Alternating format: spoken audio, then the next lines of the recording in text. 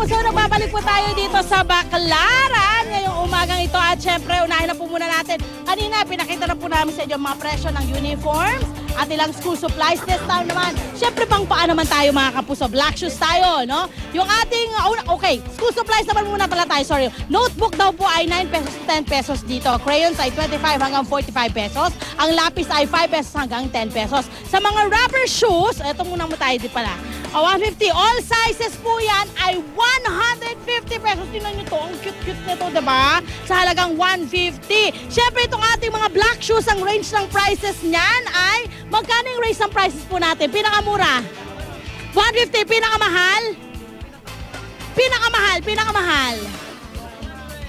150 to 200 pesos at pwede pang tumawad, hindi ba? Thank you. Okay. Mula naman po dyan mga kapuso, doon po tayo sa ating mga backpacks naman na ang range ng prices mga kapuso ay nagmumula sa 50 pesos ang pinakamaliit hanggang 150 ang pinakamalaki. Ang mga bauna naman, set with baso and cubiertos, mga kutsara, 100 pesos, layered baunan, 200 to 300 pesos. Ang mga water jugs naman po ay 100 to 150 pesos. Yan po!